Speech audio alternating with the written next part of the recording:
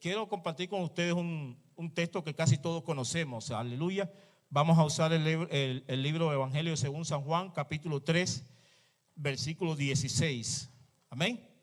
Gloria al nombre de Jesús. Aleluya. Juan capítulo 3, verso 16. Y voy a estar hablando del tema entendiendo la gracia y el amor de Dios. Amén. Gloria al nombre de Jesús.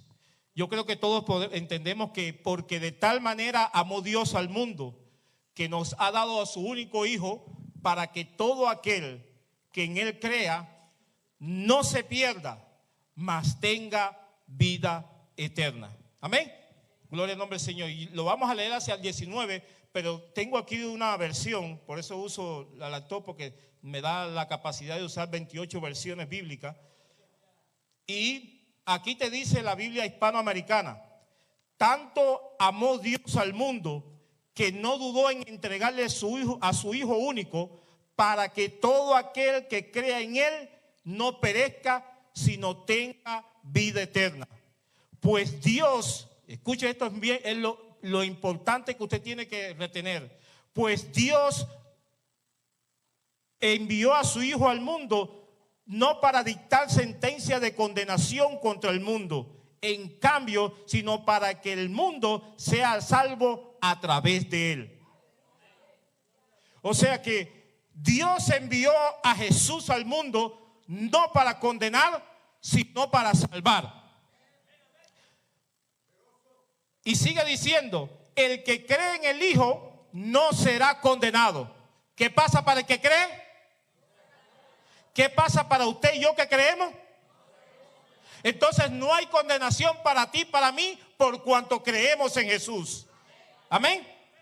La causa de esta condenación, dice, vuelvo a repetir, dice: el que cree en el Hijo no será condenado. En cambio, escuche bien, el que no cree en Él ya está condenado.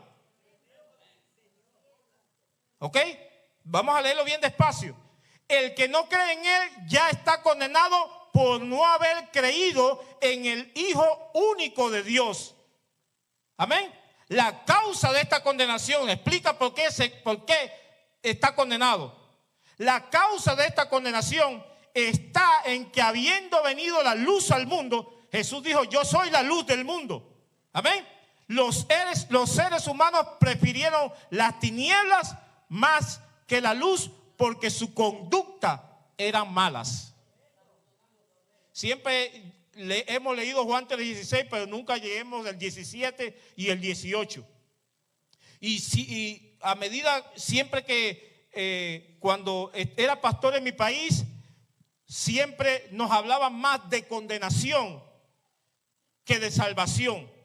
Casi todos los mensajes siempre eran negativos. Arrepiéntete. Muchos hasta decían hijo del diablo, mandaban al infierno. La primera caída era un problema, la segunda también, hasta expulsiones de la iglesia y una serie de cosas, porque nunca aceptaban la restitución de la persona, sino la condenación todo el tiempo. Yo le tenía miedo a Dios y tenía miedo a fallar. Me esforzaba por no fallar, oraba y ayunaba para no caer, pero resulta que mientras más ayunaba para no caer, más caía. Mientras más oraba para no fracasar, más fracasaba. Y tenía duda, y es la causa por la cual no hay salida para los hombres y mujeres de Dios y los hijos de Dios. Cuando caen, no tienen una respuesta, porque la palabra que han recibido todo el tiempo es una palabra de condenación, de injustificación. Tú caíste porque te dio la gana, tú caíste porque te lo dije. Y si son nuestros padres, lo dicen: yo te lo dije, yo te lo avisé.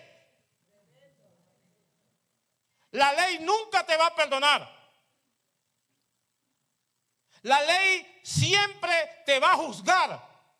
Por eso que es difícil cuando el hombre de Dios comenzó a hablarnos a nosotros acerca de la gracia, nos costó entenderlo. De hecho, muchos también se fueron. Recuerdo que yo estaba sentado cuando aquello estaba en las escaleras más arriba, cuando él dijo: no voy a hablar más de otra cosa, voy a hablar del mensaje de la gracia. Y a mí me chocó. ¿Qué es esto? A todos creo que nos chocó. La salvación en Cristo la salvación, hay personas que dicen, se pierde la salvación se pierde. Dice mucho, afirmativamente. La salvación se pierde, depende de quién. Si la salvación depende de mí, entonces estoy seguro que me voy a perder y estoy condenado. Pero Dios en toda su soberanía no dispuso la salvación ni en ti, en mí. La puso en Jesús para que todo aquel, para que cuando yo crea en Él, entonces en Él tengo vida eterna. Fíjense, muy importante, amado. ¿Qué es la ley?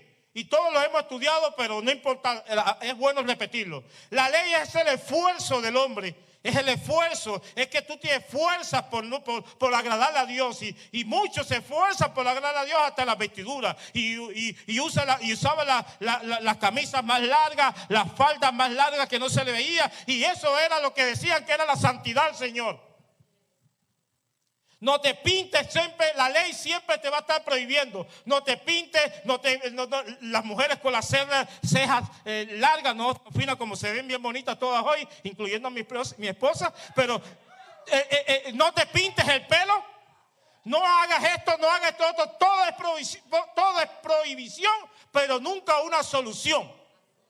Entonces entendemos que la ley nunca te daba una solución. Amén. La ley se enfoca en lo que tú puedes hacer por ti propiamente. Para acercarse a Dios, ellos tenían que esforzarse. El sumo sacerdote del antiguo pacto tenía que santificarse y entraba al lugar santísimo cuando tenía que ofrecer sacrificio con miedo. Tenía miedo a acercarse a Dios, tenía miedo de que Dios lo consumiera. ¿Por qué el sacerdote tenía miedo? El mismo día, y se ha explicado aquí, el mismo día que Dios estableció la ley en el monte de Sinaí, ese mismo día al pie del monte, en lo cual los judíos lo llaman su Pentecostés, 50 días después de la Pascua, ese mismo día murieron 3,000 personas.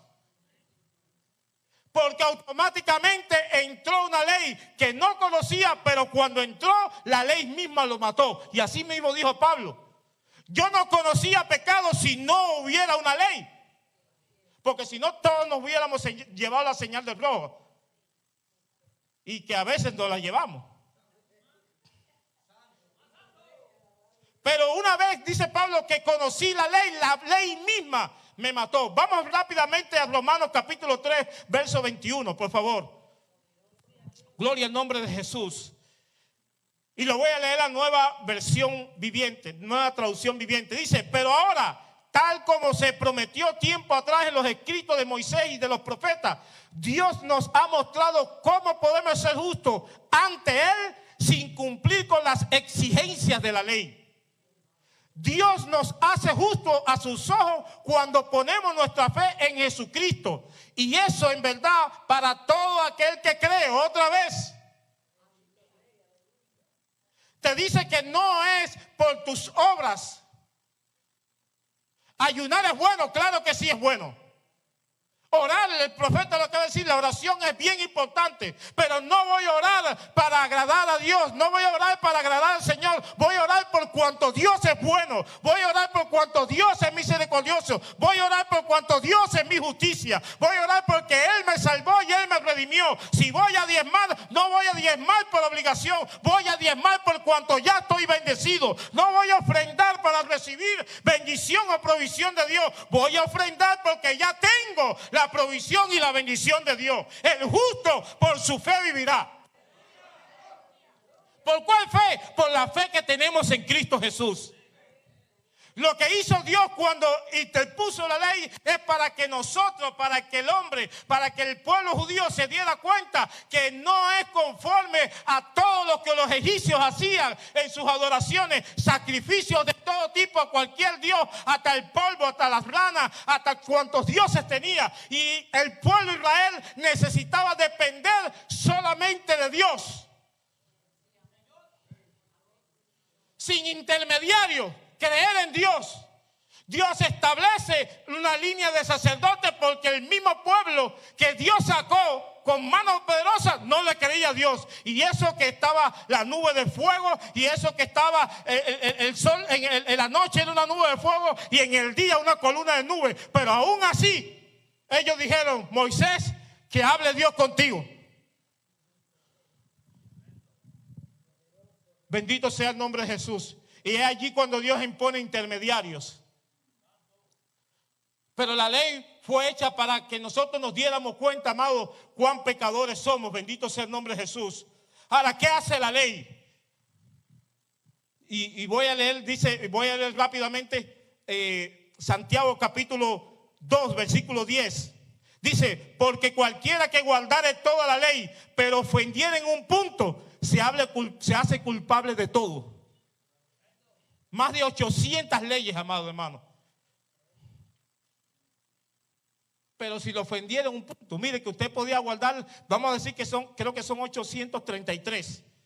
Aproximadamente 866, no recuerdo bien, pero 833, dejémoslas allí. Si ofende solamente, guárdalas a 832, pero falta uno, ya todo se cayó.